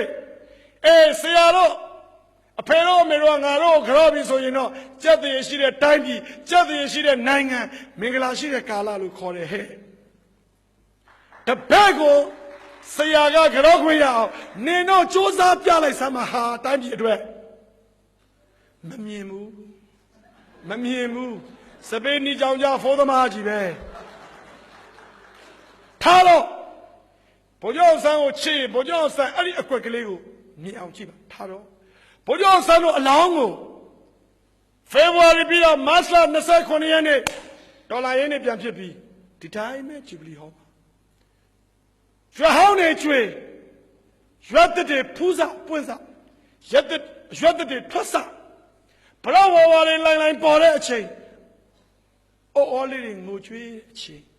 ဧပြီလ17ရက်နေ့ကျမှ1948ဧပြီ17ရက်ကျမှဘိုးကျော်ဆန်းနဲ့တကွအာဇာနည်ရဲ့ရုပ်အလောင်းတွေကိုရွှေကုံပြမြောက်ဖက်မုံမှာမြုပ်နှံတင်းကြုံပြီးနိုင်ငံတော်ဇာပနအဖြစ်လုပ်ခဲ့တယ်လူပေါင်း3 သိန်းကျော်ပို့ဆောင်ကြငိုကြွေးကြတဲ့ကဲနတ်ပြည်မရောက်လို့ဘယ်ရောက်မှာလဲ ဖုံဖုံလုံးနဲ့ပြောရင်းနဲ့တခါကြီးတဲ့မနေ့ပြန်အားရင်ကြောင်းလာပါအောင်တဲ့ရှင်ပြတပည့်တော်ညပိုင်းလောက်မှအားမလို့ညလာဗျာတဲ့ရှင်ပြဘာခိုင်းနေလဲဖေဟာအရှင်ပြခိုင်းလှုပ်ပေးဖို့အစင်းသိမှာမဟုတ်ဘူးတခါကြီးပြောတယ်မှာဥစဉ်တစ်ခုသိချင်လို့ဥစဉ်လို့ပြောပါဖေဟာလို့မြန်မာနိုင်ငံမှာနိုင်ငံတော်ဇာပနာကျင်းပသွားတာဘယ်နှခုလောက်များရှိလို့သိချင်လို့မြန်မာနိုင်ငံမှာရှိတဲ့သမ္မတကြီးတွေခေါင်းဆောင်တွေရဲ့မွေးသက်ကြီးတွေတေဆုံးခုနှစ်တွေကိုရှာခဲ့စမ်းပါမနေ့ကည9:00 10:00လောက်လာပြားတယ်တင်မဖေဟာတပည့်တော်စူးစမ်းခဲ့ပါမယ်အိမ်ပြန်ရောက်တညလုံးစာဖတ်နောက်တနေ့ရောက်တော့ဖုံဖေရတယ်ရှင်အရှင်ဘုရားလို့တပည့်တော်လေ့လာတော့ပြောပြရစီကမ္ဘာပေါ်မှာနိုင်ငံခေါင်းဆောင်မဟုတ်ဘဲနိုင်ငံတော်ဇာပနာဖြစ်ကျင်းပတာတွေရှိပါတယ်ဟိုတနေ့ကသေဆုံးသွားတဲ့တောင်အာဖရိကနိုင်ငံကမန်ဒဲလာကမ္ဘာနိုင်ငံအသီးသီးခေါင်းဆောင်များပို့ဆောင်နှုတ်ဆက်ကြတာစီကားလိုက်တဲ့လှလိုက်တဲ့အလားလှမှာပေါ်နိုင်ငံပေါ်ခေါင်းတာကိုအိန္ဒိယနိုင်ငံမှာသေဆုံးခဲ့တဲ့မာသာထရီဇာခရစ်ယာန်ဘာသာဝင်အမျိုးသမီးကြီးခရစ်ယာန်ဘာသာဝင်သားဖြစ်ပေမဲ့ဟိန္ဒူတွေမွတ်စလင်တွေကိုလည်းသူကယ်တင်ဆောင်ရှောက်တယ်ဒီကနေ့တပည့်တော်တိုင်းပြည်မှာစဉ်းစားစရာကောင်းတဲ့အချက်တွေအများကြီးရှိတယ်ငါလူမျိုးမှာငါလူမျိုးငါဘာသာမှာငါဘာသာဆိုတဲ့စိတ်ရှေ့တန်းတင်ရင်တိုင်းပြည်မကြခင်ဒုက္ခနဲ့လှလှတွေ့မယ်ဆိုတာသတိပေးပါရစေငါလူမျိုးမှာငါလူမျိုးဆိုရင်ဟာဒီတာချီလိုက်မှာဗမာတွေမနေနဲ့တော့ရှမ်းတဲ့အခါရံဖြစ်ကြဒါပဲရှိတော့တယ်တွေ့ကြည့်လေငါဘာသာမှာငါဘာသာဆိုတာကတကယ်တော့စဉ်းစားစရာသိကောင်းတယ်တကယ်တော့လေးစားပေးရလိမ့်မယ်ကိုယ်မျိုးကိုယ်ဘာသာဆောက်ရှောက်ဖို့အတွက်ဆိုရင်ကိုယ်မျိုးကိုယ်ဘာသာကြန့်ခိုင်မှုအတွက်ကလေးတွေကိုမှန်မှန်ကန်ကန်သင်ပေးရလိမ့်မယ်ရန်တိုက်တဲ့နီးတနည်းအားဖြင့်မလေးစားတဲ့အပြုမှုတွေဖယ်ကြရလိမ့်မယ်တစ်ဖက်ကိုလေးလေးစားစားဆက်ဆံတာတွေသင်ပေးကြဖို့အထူးလိုအပ်တယ်မာသာဖီဇာခရစ်ယာန်ဘာသာဝင်မာသာကြီးဖြစ်ပေမဲ့အဲ့ဒီနိုင်ငံသူမဟုတ်ပဲအဲ့ဒီနိုင်ငံမှာလူသားအကျိုးတည်ဖို့ခဲ့တာဒါကြောင့်မလို့မာသာဖီဇာရဲ့စာပနာဟိုကြော်ပေါ်ဒီလိုပဲကမ္ဘာပေါ်မှာအိန္ဒိယနိုင်ငံမဟာတမဂန္ဒီကြီးတည်ဆုံးခဲ့တယ်မဟာတမဂန္ဒီကဟိန္ဒူဘာသာဝင်သူ့ကိုတနတ်နဲ့ပြစ်တတ်တာဟိန္ဒူပဲတခြားဘာသာဘက်ကိုဖက်လိုက်တဲ့ထင်ပြီးတတ်လိုက်တာနောက်ဆုံးတိုင်းပြည်နစ်မွန်းသွားတာပဲအဖက်တယ်အိန္ဒိယနိုင်ငံမှာဒီတဲ့ကြီးမားတဲ့ပြဿနာတွေရှိတယ်ထားတော့ဒါတွေကလည်းနိုင်ငံတော်ဇာပနာတွေပါဖေဟာဟုတ်ပြီတခါကြီးဒီလိုပဲမြန်မာနိုင်ငံမှာနိုင်ငံတော်ဇာပနာအဖြစ်နိုင်ငံခေါင်းဆောင်မှုပဲဖြစ်ခဲ့တာတွေလည်းရှိပါတယ်ဘယ်သူတော့အဲ့ဒါကတော့မောဂုတ်ဆရာတော်ဘုရားကြီးမြင့်ငယ်ဥယျာဉ်တော်ရွာသားမောင်လာဘော်လို့ခေါ်တဲ့မောဂုတ်ဆရာတော်ဘုရားကြီး1962ခုနှစ်အောက်တိုဘာလ18ရက်နေ့မှာခန္ဓာဝန်ချစဉ်တော့ကလည်းနိုင်ငံတော်ဇာပနာကဲ့သို့အောင်ကြွက်ကြွက်ငိုကြွေးပူဇော်ခဲ့ကြတယ်ဒီလိုပါပဲမဟာကန္တယုံဆရာတော်ဘုရားကြီး1989ခုနှစ်ဒီဇင်ဘာလ29ရက်နေ့မှာခန္ဓာဝန်ချတော့ကလည်းအဲ့ဒီလိုပဲကျွန်တော်တို့အားလုံးငိုကြွေးပူဇော်ခဲ့ကြတယ်ဒီလိုပါပဲမင်းကုန်းဆရာတော်ဘုရားကြီးမောင်ခင်လို့ခေါ်တဲ့မင်းကုန်းဆရာတော်ဘုရားကြီး1993ခုနှစ်ဖေဖော်ဝါရီလ9ရက်နေ့မှာကွက်ခန္ဓာဝန်ချတယ်ပြန်လည်တော်မူစဉ်တုန်းကလည်းအမလေးအုံချက်ချက်မင်းကုန်းတစ်ဖက်ကမ်းမှာကျွန်တော်မျက်စိနဲ့မြင်ခဲ့ပါတယ်တပည့်တော်မျက်စိနဲ့မြင်ခဲ့ပါတယ်ဒါတွေဟာလူထုကလုပ်တဲ့နိုင်ငံတော်ဇာပနာတွေပါနိုင်ငံခေါင်းဆောင်တွေအကြောင်းပြောရတော့အားမရှိပါဘူးဖေဟာလို့ပြောချင်ပါတဲ့ပထမဆုံးသမ္မတကြီးဆက်ရွှေတိုင်းညောင်ရွှေသားကြီး1896မှာမွေးပြီး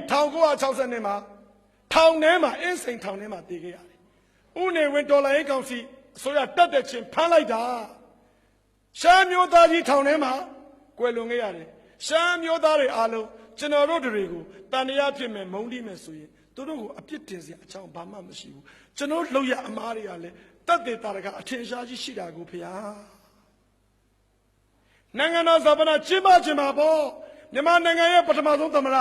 ရှမ်းမျိုးသားကြီးလည်းဖြစ်ကျင်းပခွင့်များပေးလိုက်ရင်တိုင်းသားစီလုံးညီညွတ်ရေးစကလုံးတွေနဲ့အော်မနေနဲ့လှုပ်ပေးလိုက်ပါလားလှုပ်မပေးခဲ့ဘူးဒီလိုပဲဒုတိယသမ္မတပသိမ်သားဒေါက်တာဘဦး1889မွေးပြီး1963မှာကွယ်လွန်ပါတယ်နိုင်ငံတော်ဇာပနာကျင်းပဖို့ဘယ်ပြည်သူကမှမတောင်းဆိုခဲ့ဘူးတတိယသမ္မတကြီးကျုံပြောသားကရင်မျိုးသားကြီးမန်းဝင်းမှာ1916မွေးပြီး1889မှာတည်ဆုံးခဲ့နိုင်ငံတော်ဇာပနာမဖြစ်ခဲ့ပြန်ဘူး သူပြီးတော့ဒေါ်လာကောင်စီအစိုးရလက်ထက်ဗိုလ်ချုပ်ကြီးနေဝင်း1910ဇူလိုင်9ရက်နေ့မွေးတယ်လို့ဆိုသူဆိုတယ်1917မေ9ရက်မွေးတယ်လို့ပြောသူပြောတယ်အတိအကျမရှိဘူးသူမွေးတဲ့ခေတ်က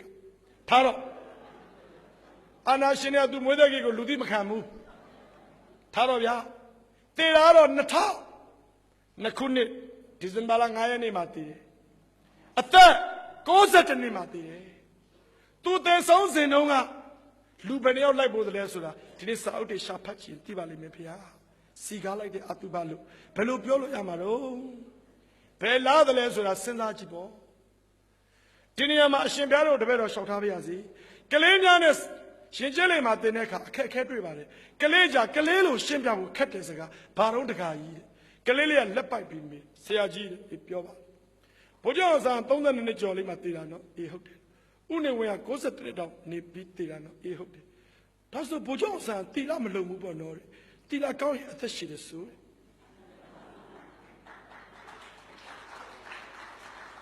တပည့်တော်ပြောချင်တာပေါ့ကံအကြောင်းတရားတွေအတိတ်ကံနေပါလေပြောချင်တာပေါ့ကလေးအဲ့ဒါသွားပြောရင်ကလေးဘယ်လိုလုပ်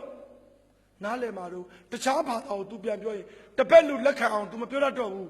ဒီလိုရှိတယ်ကွတပည့်တော်တော့တဲ့ပြောတာဒီလိုရှိတယ်တပည့်တို့ရဲ့တီလာ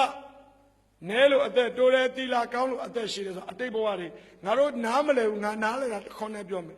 အသက်ရှည်တိုင်းလဲဂုံမယူနဲ့တခါတရံဝတ်မကုံသေးရင်အသက်ကလည်းမကုံတတ်ဘူးဟဲ့ငါတပည့်တွေရဲ့မှတ်ထားဝတ်ကုံမှာအသက်ကုံတာလည်းရှိတယ်ကလေးကြလို့ဩနားလဲပြီဆရာဘုရားဆောင်ဝတ်ကုံသွားတာပေါ့နော်ပြီးသွားတယ်တခြားလည်းရှင်းပြလို့ရပါတယ်ဖေရသို့တော့ကလေးနားမလဲမှာဆိုတော့ပြောရခက်တော့နည်းနည်းကြည့်ရင်ရှင်းပြမယ်လို့ပဲထားလိုက်ထားတော့ဦးနေဝင်းကြီးဘယ်မှာလဲနိုင်ငံတော်ဇာပနာသူ့နောက်မှာဦးစန်းယူ1918မွေး1996တည်တယ်ဘယ်သူအများနိုင်ငံတော်ဇာပနာကျင်းပဖို့ပြောကြတယ်လေဒီလိုပဲပေါင်မျိုးသားကြီးဦးစိန်လွင်ဦးမောင်မောင်နိုင်ငံတော်ဇာပနာမဖြစ်ခဲ့ဘူးဒါပေမဲ့ထူးဆန်းတာတစ်ခုရှိတယ်ဗျာဘာတော့တကာကြီးရဲ့ဒီဘောမင်းရဲ့မိဖုရားစုဖုရားလက်1920နဲ့မှ1925နိုဝင်ဘာလ24ရက်နေ့မှာရန်ကုန်မှာတေရောအင်္ဂလိပ်ဗြိတိရှအစိုးရနိုင်ငံတော်ဇာပနာအဖြစ်ကျင်းပခွင့်ပြုခဲ့တယ်ဒီလိုပဲ1964ဇူလိုင်လ23ရက်နေ့မှာကွယ်လွန်ခဲ့တဲ့ဆရာကြီးတခင်ကိုတော်မိုင်းရန်ကုန်စမ်းချောင်းဗရုံမာကွင်းမှာလူထုတောင်းဆိုလို့နိုင်ငံတော်ဇာပနာအဖြစ်လူထုကလုပ်ခဲ့တယ်လို့1984နိုဝင်ဘာ25ရက်နေ့မှာကွယ်လွန်သွားတဲ့ကမ္ဘာကုလသမဂ္ဂအတွင်းရေးမှူးချုပ်ပန်းတနော်သားကြီးဦးတန်းနိုင်ငံတော်ဇာပနာအဖြစ်ကျင်းပခွင့်မပြုလို့ကျောင်းသားတွေကအသက်ပေးပြီးနိုင်ငံတော်ဇာပနာပွဲဖြစ်အောင်ကြိုးစားခဲ့ကြတယ်ဒီလိုပဲ1988ဒီဇင်ဘာ29ရက်နေ့မှာတည်ဆုံးခဲ့တဲ့ဗိုလ်ချုပ်အောင်ဆန်းရဲ့ဇနီးဒေါ်ဆန်းစုကြည်ရဲ့အမေဒေါ်ခင်ကြည်တည်ဆုံးစဉ်ကလေမြန်မာနိုင်ငံမှာရှိတဲ့လူငယ်ကျောင်းသားတွေလူငယ်တွေကနိုင်ငံတော်ဇာပနာအဖြစ်အောင်ချက်ကျင်းပခဲ့ကြတယ်ဒါကတော့လှတဲ့အလောင်းမလှတဲ့အလောင်းဒါတွေကိုမှတ်တမ်းအရာအရှင်ဘုရားတို့မေးလို့ပါဘုံဘုံဘုရားမြတ်တာရုခေါ်တယ်မှန်တယ်တကားတဲ့တကားကြီးကဒီလိုအကြောင်းတွေပြောတော့အရက်ကောင်းမှအလောင်းလှတယ်ဆိုတာတကယ်တော့အများအပေါ်ကိုကကောင်းပါမှကိုတည်တဲ့အခါကိုသမိုင်းချောင်းလေးလှတယ်လို့ပြောချင်တာကဲမကြခင်မှာကျွန်တော်တို့တည်ကြပါလေဦးမယ်ကိုတစ္ဆွေကိုပစ္စည်းကျွန်တော်တည်ကြအောင်ပါကျွန်တော်အသက်50နဲ့မှ9ကျွန်တော်55ဆိုရင်အသက်80နီးပါးရှိတဲ့ဒေါ်ဆန်းစုကြည်လည်းတည်မှာပါပဲဒါအမှန်ပဲလေသမရိုင်းဦးသိန်းစိန်လည်းနေမလားဗျာလွတ်တော်ဥက္ကဋ္ဌကြီးတည်ကြအောင်ပါတန်ဝေကစကားပြောပြရစီတည်ကြမှာပါခေါင်းဆောင်ဆိုတာလက်ပြစ်တို့အတွေ့ကြီးမားခိုင်ခန့်တဲ့အကုသိုလ်များစိုက်ပျိုးသူလည်းဖြစ်နိုင်တယ်လို့ လက်ဖြစ်တို့အတွင်း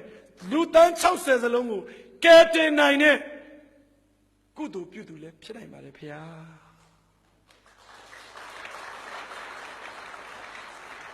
စဉ်းစားကြဖို့ပါကျွန်တော်တို့မရှိပေမဲ့ next life လို့ခေါ်တဲ့ကျွန်တော်တို့မျိုးဆက်တွေကြံခဲ့အောင်ပါလေသူတို့အတွက်ကျွန်တော်တို့ဘာတွေခြံထားခဲ့မှာတော့ရန်တိုက်ချင်းတွေခြံထားခဲ့မှာလားမညီမညွတ်မှုတွေခြံထားခဲ့ကြမှာလားကလျက်ရှိရဲ့ယူရီးယားဒီမှာတာချီလေးပြောနေရတာရှက်စရာတိတ်ကောင်းနေမော့ချနေရတယ်ယူရီးယားပစ္စည်းမြင်ဝယ်ခြင်းနဲ့စိတ်ပေါက်တာမျိုးချနေရတယ်တကောလုံးလဲဗမာပစ္စည်းဆိုလို့မိတ်တင်ဘာမှဆိုလို့လူတကောပဲရှိတော့တယ်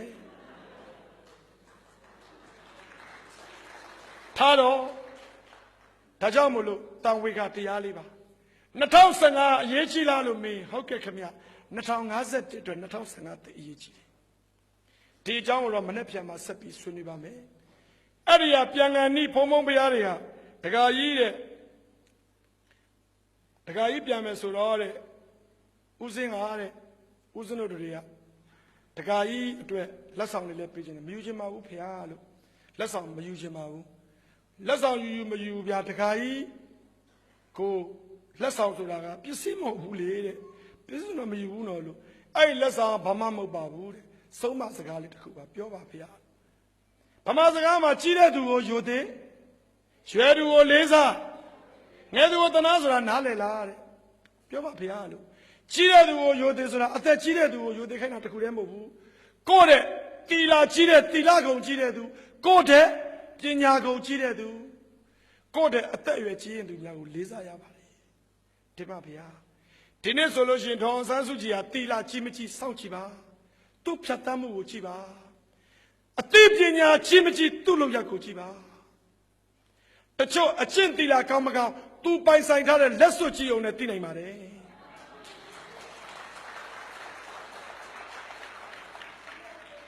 ကြီးရသူကိုယူသေးဆိုတာပညာကြီးသူကိုယူသေးရပါတယ်ဖေ။တပည့်တော်အရှင်ဘုရားတို့ယူသေးလေးစားဥခိုက်ပါတယ်ဖေ။အရှင်ဘုရားတို့ကပရိယတ်တိစာပေကိုဖတ်ချဘူးတဲ့သူတပည့်တော်လေးစားရတယ်ဖေ။တပည့်တော်အဲ့ဒါကိုဥညွတ်တာပါဖေ။ထားတော့ရွယ်သူကိုလေးစားဆိုတာပြည်သူကိုလေးစားခိုင်းတာငယ်သူကိုတနာဆိုတာတရားဇာတတွေတစ်ပင်တွေခြံထားလို့ပြောတာတဲ့။အဲ့ဒါကြောင့်ဒကာကြီးရဲ့ဒီသချင်းလေးကိုဒကာကြီးရဲ့ကျုံရင်ဆိုးဆိုးပြစမ်းမှာတပည့်တော်ဆိုမယ်ဖေရလို့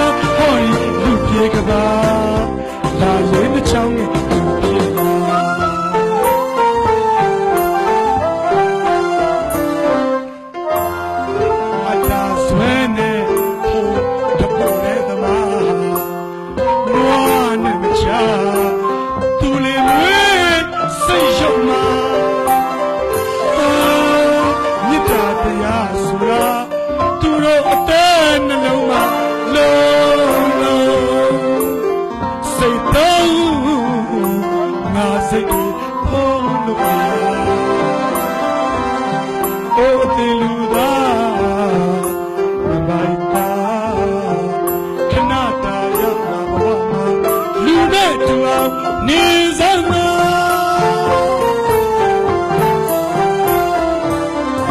ငါပြောမှမှန်ငါချမ်းမဟုတ်ငါကောငါပွဲထုတ်ငါဆွဲတရုပ်ငါပြမရှင်ငါစမလာငါကောငါအားချ